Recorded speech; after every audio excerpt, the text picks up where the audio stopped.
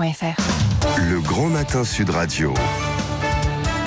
Le petit déjeuner politique. Il est 7h44, merci d'être avec nous. Dans le petit déjeuner politique, nous recevons ce matin Yann Brossa, qui est porte-parole et tête de liste du Parti communiste pour les élections européennes et adjoint à la mairie de Paris. Bonjour Yann Brossa. Bonjour. La hausse de 100 € pour les salariés au SMIC, et Édouard Philippe annonce que cela va se concrétiser dès le 5 février avec une prime d'activité élargie. Qu'est-ce que vous avez compris, vous, dans ce montage ?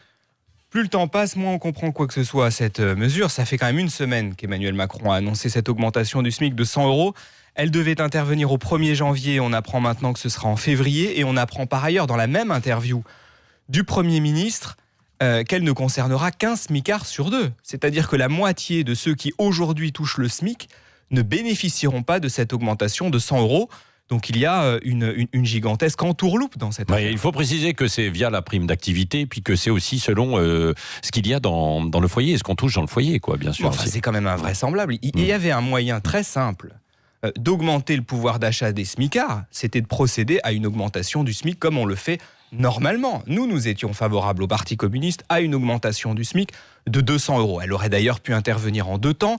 Un premier temps, 100 € au 1er janvier. Un deuxième temps, 100 € au 1er juillet. Et à ce moment-là, évidemment, ça supposait de demander aux entreprises de faire un effort. Le gouvernement a fait un choix différent, qui est celui de ne pas toucher aux entreprises et donc de faire financer cette augmentation du SMIC par le contribuable. Autrement dit, on vous augmente le SMIC et c'est vous-même qui, sur vos impôts, allez d'une certaine manière financer cette augmentation du SMIC. C'est absurde. Oui, mais il y a des petites entreprises qui sont fragiles, qui ont du mal. Même 100 €, on avait tout à l'heure un représentant de la CGPME qui disait... c'est pas toujours évident, il y a des situations où elles sont fragiles quand même. Vous avez raison, c'est d'ailleurs la raison pour laquelle moi je propose deux choses. La première, c'est qu'il faut diminuer massivement l'impôt sur les sociétés pour les petites entreprises, et deuxièmement, on pourrait tout à fait décider de concentrer le CICE sur les petites entreprises. Quand vous voyez qu'une entreprise comme Ford, qui est une entreprise gigantesque, a bénéficié de 46 millions d'euros de CICE entre 2013 et 2017 et que cette même entreprise s'apprête à mettre à la porte 1000 salariés, on se dit que le CICE serait beaucoup plus utile s'il permettait d'aider les petites entreprises, ce qui leur aurait permis par exemple d'augmenter le SMIC comme nous le proposons. Oui, pour Ford, vous dites rendez l'argent, puisqu'il y a eu aussi des subventions qui ont été données par les pouvoirs publics. Mais bien sûr, rendez l'argent. C'est totalement aberrant de donner de l'argent public, et ça a été fait à 5 années consécutives, à des entreprises qui, derrière, ne créent pas d'emplois.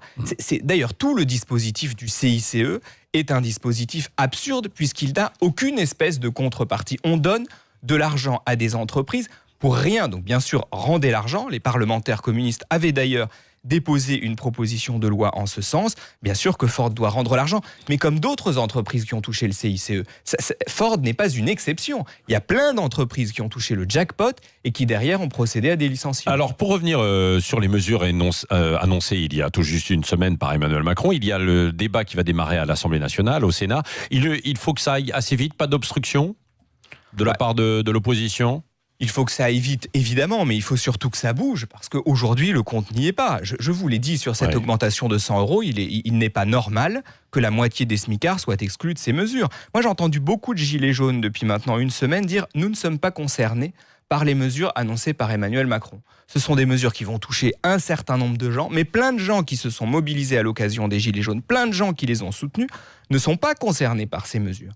Et donc, je pense que le gouvernement va devoir aussi revoir sa copie. Oui. Il y a une autre demande qui est apparue des Gilets jaunes, c'est le référendum d'initiative citoyenne. Illusoire ou réaliste selon vous ?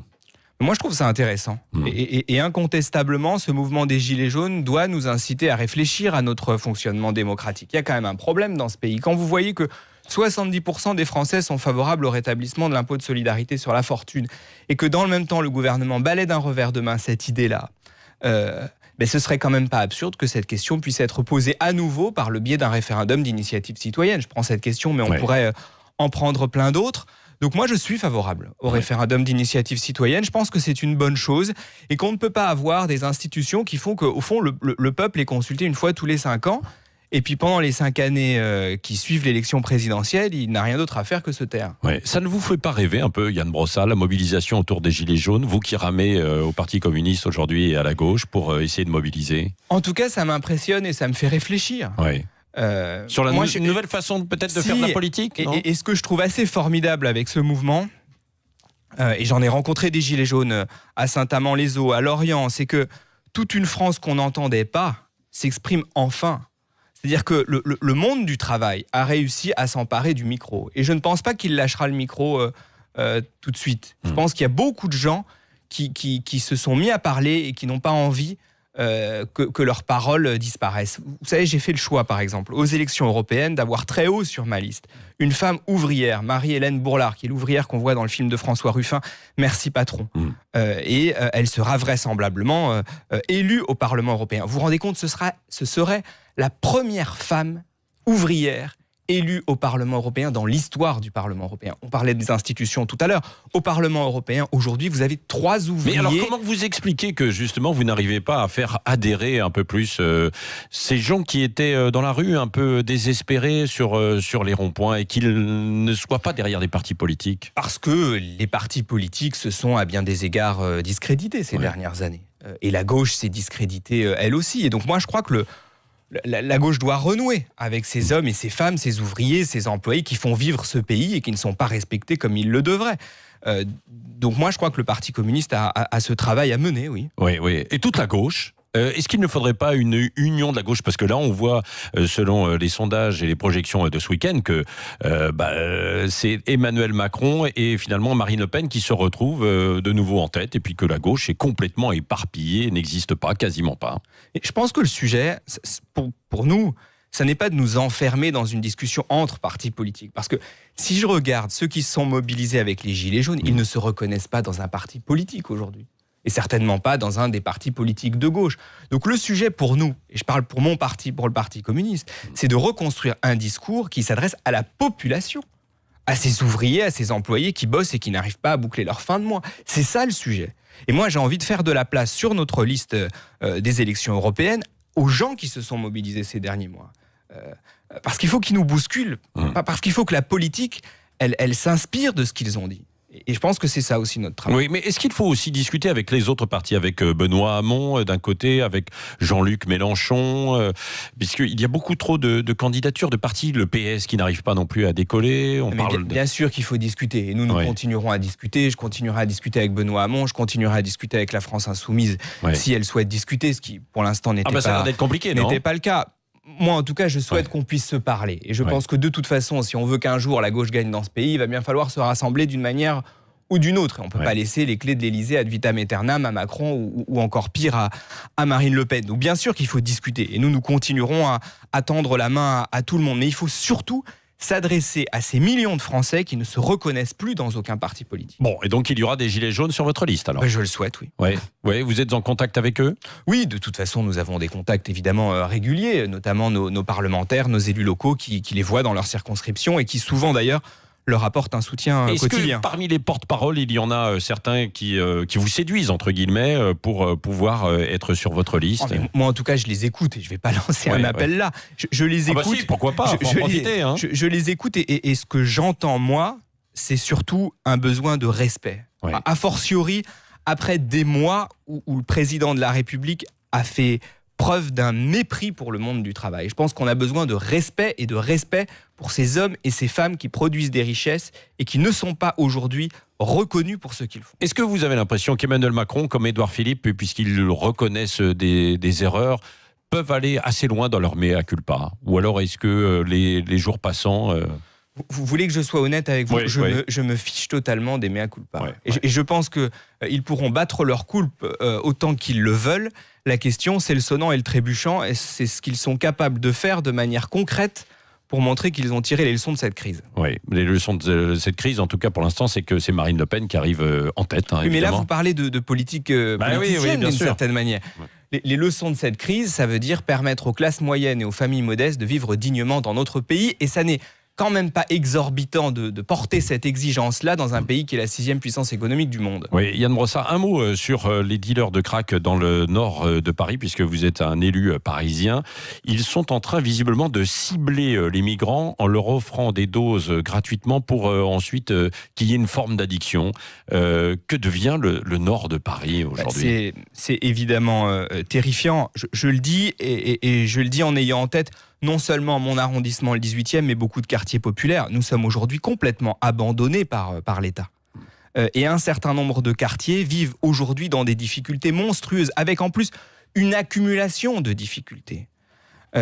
Donc nous avons fait le choix à Paris, par exemple, de créer des centres d'hébergement supplémentaires à destination des migrants dans l'ouest parisien. Parce qu'il n'y a aucune raison que ce soit systématiquement les quartiers populaires qui soient mis à contribution pour faire de la solidarité. Mais je pense qu'il faut que l'État nous soutienne bien davantage en matière de sécurité, parce qu'il y a aussi des enjeux de sécurité, comme en matière d'hébergement. Ouais, il faut peut-être stopper aussi l'immigration pendant un temps. Je pense que ce n'est pas le sujet. Le sujet, c'est de traiter ceux qui sont là. Oui. Il y en a qui sont là, et moi, je préfère qu'ils aient un toit sur la tête que de les voir dehors aux prises avec des dealers. Oui, Yann Brossa, le mot de la fin avec Cécile de Ménibus.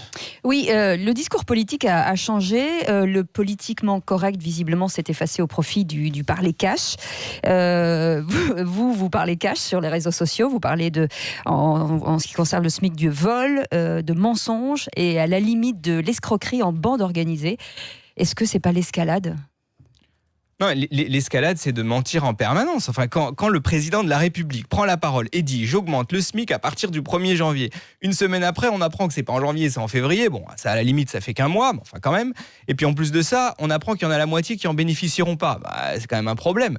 C'est-à-dire qu'à un moment donné, si les responsables politiques ne tiennent pas leur parole, ne font pas ce qu'ils disent, inévitablement, les gens sont fâchés, ils ont raison. Mais pour exister, pour être un politique, les gilets jaunes parlent cash, donc vous leur répondez cash aussi. C'est le nouveau discours finalement pour se faire entendre. En tout cas, oui, qu'on gagne à parler normalement. On n'est pas obligé de prendre des précautions en permanence et de ne se faire comprendre par personne parce qu'on ne dit pas la vérité. Donc je pense que c'est mieux de mettre les pieds dans le plat, oui. Ah, d'accord. Vous avez un invité surprise. Ouais, bonjour les gens et salut à toi, Papy Brossa, c'est tonton Mélenchon. Hein. Bon, alors Yann, t'as déclaré pour que la gauche revienne au pouvoir, il suffit pas que Mélenchon soit au guidon et que tous les autres pédalent derrière. Alors voici ma question. Si les Insoumis et les Cocos pouvaient gagner en équipe, ils pratiqueraient quel sport collectif ?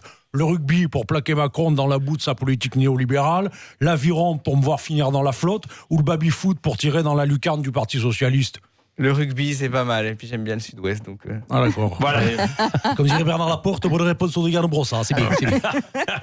Yann Brossa, donc tête de liste, notamment du Parti communiste pour les élections européennes, était l'invité ce matin de Sud Radio. Et on fera un petit point plus long avec Dany Moreau aux alentours de 8h20. Restez avec nous, 7h56. Vous êtes sur Sud Radio. Bon réveil.